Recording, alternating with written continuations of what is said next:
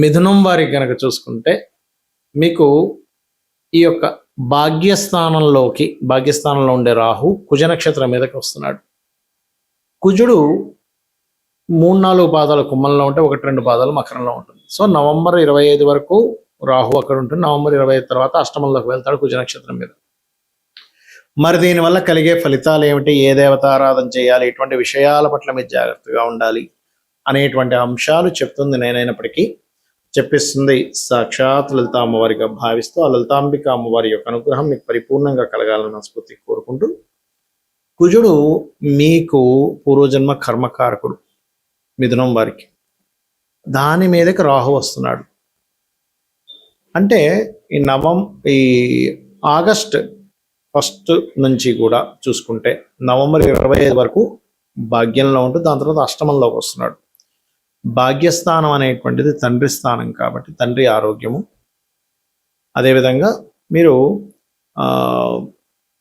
Higher education విషయాలు లేదా నిగూఢమైనటువంటి రహస్యమైనటువంటివి, లేకపోతే ఇవాళ రేపు మనకు ఏఐ వచ్చింది, ఏఐ రిలేటెడ్ సంబంధించిన ఏవైతే నేర్చుకుంటుంటారో అటువంటి విషయాల పట్ల కాస్త జాగ్రత్తగా ఉంటూ ఉండాలి.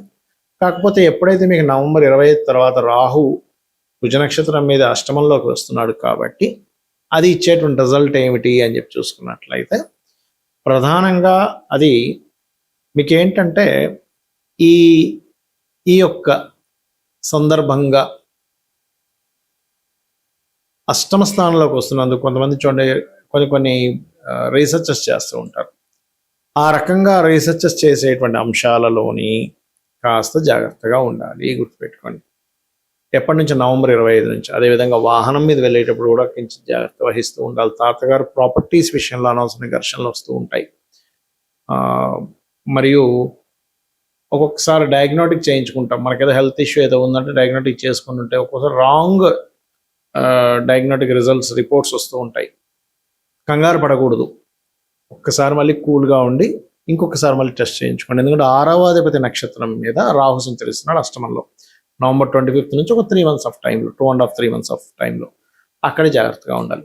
ఇక మీరు నిత్యము చేయవలసినటువంటి దేవత ఆరాధన ఏమిటి?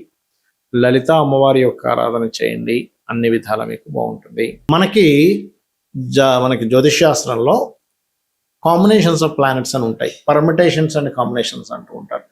అంటే 2 యోగించే గ్రహాలు, ఆ లగ్నానికి యోగించే గ్రహాలు 2 కలయిక వల్ల ఒక యోగం, ఆ లగ్నానికి అవయోగ గ్రహాల వల్ల యోగం, 2 శుభగ్రహాల వల్ల ఒక యోగము, లేదా 2 పాపగ్రహాల వల్ల ఒక యోగం ఏర్పడుతూ ఉంటుంది. అయితే ఇక్కడ మనం అర్థం చేసుకోవాల్సింది ఏంటంటే 2 పాపగ్రహాలు కలిశాయి, అది కనుక 3వ స్థానంలోనో 6వ స్థానంలోనో లాభస్థానంలోనో దశమ స్థానంలో కలిస్తే చాలా మంచి ఫలితాలు, అంటే వాళ్ళు చాలా బాగా పోరాడగలుగుతారు. అలా కాకుండా శుభస్థానాల్లో కలిసాయి అంటే 2వ స్థానంలో కలిసింది అనుకోండి, ధనం వల్ల కుటుంబం వల్ల ఇబ్బంది. 4వ భావంలో కలిస్తే ఏదైనా ప్రాపర్టీస్ తీసుకునే విషయం పట్ల కాస్త జాగ్రత్తగా చూసుకోవాలి. అష్టమంలో అయితే యాక్సిడెంట్స్ ఇస్తూ ఉంటుంది, భాగ్యంలో అయితే తండ్రితోని గురువులతోని హైయర్ ఎడ్యుకేషన్ విషయంలో ఇబ్బంది ఇస్తూ ఉంటుంది. 12వ భావంలో కనుక 2 పాపగ్రహాలు కలిస్తే వివాహ సంబంధించిన అంటే వివాహ జీవితం మీద ఎఫెక్ట్ చూపిస్తూ ఉంటుంది. అది మరి ఈ పాపగ్రహాల్లో ముఖ్యంగా సర్పదోషాన్ని ఇచ్చే గ్రహాలు, ఎందుకంటే రాహువు గనక కుజ నక్షత్రాల్లో ఉన్న కుజుడితో ఉన్న సర్పదోషము అంటూ ఉంటారు. మరి దీనికి ఏం చేయాలి? దీనికి మీరు చేయవలసింది ఏమిటి అంటే, ఇప్పుడు ఆశ్లేష బలి అంటూ ఉంటారు. ఆశ్లేష బలి చాలా మంది తెలియక ఏమనుకుంటారు, ఆశ్లేష నక్షత్రంలో పుడితే ఆశ్లేష బలి చేయాలనుకుంటారు. కాదు, సర్పదోషం ఏర్పడినప్పుడు ఆశ్లేష బలి చేయాలి, గుర్తుపెట్టుకోండి. దానికి శాస్త్రంలో కుజరాహువుల కలయిక కానీ, కుజ శని యొక్క కలయిక కానీ, కుజ బుధ కలయిక కానీ, రవిరాహు కూడా సర్పదోషమే కానీ కొంత పితృదోషాన్ని కూడా చూపిస్తూ ఉంటుంది. అదేవిధంగా శని కేతువులు మరియు బుధుడు కుజుడు, అదేవిధంగా శని రాహువు, ఇలాగా సర్పదోషాన్ని ఇచ్చేటువంటి కాంబినేషన్స్ కొన్ని ఉన్నాయి. అయితే ఇందులో తీవ్ర సర్పదోషం ఉందా లేకపోతే స్వల్ప సర్పదోషం ఉందా అనేది చూసుకోవాలి.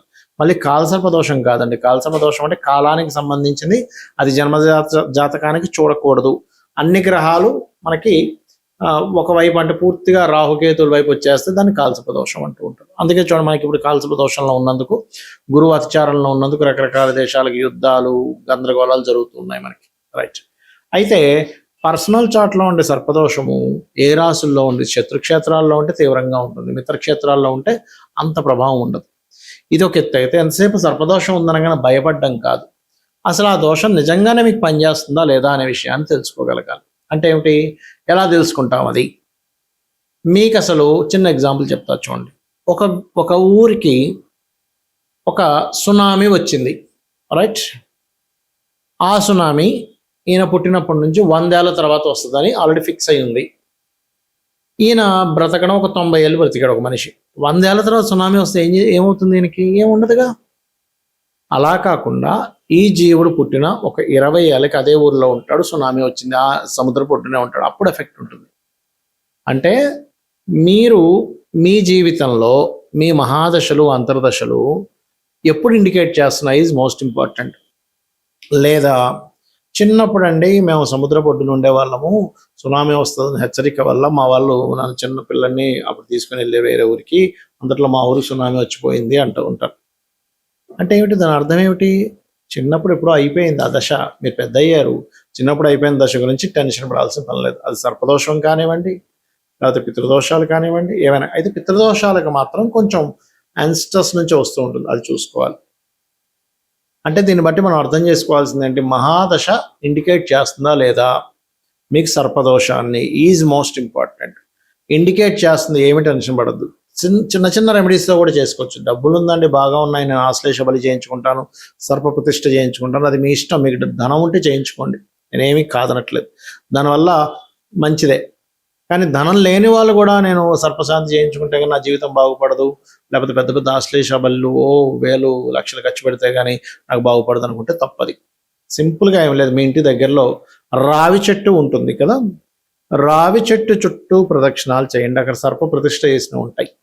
చక్కగా ఒక చెంబులో నీళ్లు తీసుకొని దాంట్లో పసుపు కుంకుమ గంధం కలిపిన వాటర్ తీసుకొని రావి చెట్టు చుట్టూ ప్రదక్షిణాలు కనుక మీరు చేసి ఒక 3 కావచ్చు, 7 కావచ్చు, 11 కావచ్చు, 41 పర్లేదు, 21 పర్లేదు, మీ ఓపిక. ఎందుకంటే కాళ్ళ నొప్పులు ఉన్నాయి, 41 చెప్పాను అనుకోండి, అయ్యో గురుగారు 41 ప్రదక్షిణాలు చెప్పారు, నేను తిరగలేనండి అంటే కాదు, 3 తిరగండి సరిపోతుంది. అలా ప్రదక్షిణం చేసి చక్కగా ఆ యొక్క చెట్టు కింద ఉండేటువంటి, ఆ వృక్షం కింద ఉండేటువంటి సర్ప వాటికి అభిషేకం చేయండి. ఖచ్చితంగా మీరు ఏదైతే సర్పదోషం ఉందని బాధపడుతున్నారో, ఏ పనులు అవ్వట్లేదని టెన్షన్ పడుతున్నారో, ఎందుకంటే అది ఒక్కొక్క దగ్గర ఉంటే ఒక్కొక్క ఫలితాన్ని ఇస్తూ ఉంటుంది. ఇప్పుడు ధనస్థానంలో ఇప్పుడు రాశిలో పడింది అనుకోండి సర్పదోషం, వాళ్ళకి విపరీతమైన కోపం, వాళ్ళు ఏం చేస్తుంటారో అర్థం కాదు, విపరీతమైన కోపాలు వచ్చేస్తుంటాయి వాళ్ళకి.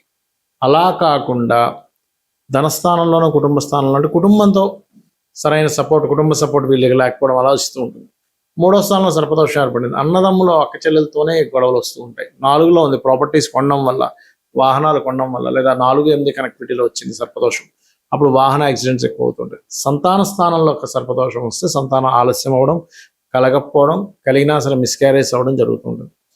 6లో ఉంటే పాపగ్రహాలు మంచిదే, కానీ శత్రు బాధ ఎక్కువగా ఉంటుంది. 7వ భావంలో ఉంటే వివాహం విషయంలో ఇబ్బందులు వస్తూ ఉంటాయి. 8వ భావంలో ఉంటే తాతగారు ఆస్తి విషయంలో సర్పదోషం ఏర్పడినప్పుడు తాతగారు ఆస్తి మీరు డైరెక్ట్గా తీసుకోకుండా దాన్ని అమ్మేసి కొనుక్కోవాలి. అదేవిధంగా 8వ స్థానం కూడా is equal to accident prawns ఇచ్చేది. అదేవిధంగా అంటే లైఫ్లో సడన్ ఇన్సిడెంట్స్ ఎక్కువ జరుగుతాయి. భాగ్యస్థానం అయితే గురువులతోని తండ్రితోని సరైనటువంటి సఖ్యత ఉండదు. అదేవిధంగా మీకు 10వ స్థానం అయితే కెరీర్ మీద ఎఫెక్ట్ చూపిస్తూ ఉంటుంది సర్పదోషం. 11వ స్థానం అయినట్లయితే అనేకమైన లాభాలు వస్తాయి ధైర్యంగా సాహసంగా చేయడం వల్ల. కానీ ఇక్కడ ఏమవుతుందంటే సర్పదోషం ఎప్పుడైతే ఏకాదశంలో ఉందో రావాల్సిన లాభాల విషయంలో కూడా ఎక్కువ కృషి చేయాల్సి వస్తూ ఉంటుంది. 12వ స్థానంలో సర్పదోషం ఏర్పడితే కనుక వివాహ జీవితం మీద దాని ఎఫెక్ట్ పడుతుంది, గుర్తుపెట్టుకోండి. ఇలా ఒక్కొక్క భావానికి అది ఏం యాక్ట్ చేస్తుంది అది తెలుసుకోవాలి. అంతేగాని సర్పదోషం ఉందన్న జీవితంలో అన్నీ పోతాయని కాదు, కేవలం మీకు అది మీ లగ్నం నుంచి గుర్తుపెట్టుకోండి, చంద్రుడి నుంచి కాదు, మీ పర్సనల్ చార్ట్లో మీ లగ్నం నుంచి ఏ భావాన్ని అయితే అది పాడు చేసిందో ఆ భావానికి సంబంధించిన విషయంలోనే ఇబ్బంది ఉంటుంది, అన్ని విషయాలకి కాదు. మరి దీనికి ఏమిటి అంటే నేను ఇందాక చెప్పినటువంటి పరిహార మార్గం చేసుకోవడం, గరుడ పురాణం వినడం కానీ చదవడం కానీ చేయడం, సర్పసూక్త పారాయణం వినడం, సర్పసూక్త పారాయణం చేసుకోవడం, రావి చెట్టు చుట్టూ ప్రదక్షిణాలు చేసుకోవడం, గోవులకి బెల్లపు ఉండలు 4 బెల్లపు ఉండలు, క్యారెట్స్ తినిపించడం, బీట్రూట్స్ తినపడం చేసినట్లయితే కూడా మీకు ఆ సర్పదోష ప్రభావం అనేటువంటిది పూర్తిగా తగ్గుతుంది. శ్రీమాత్రే నమః.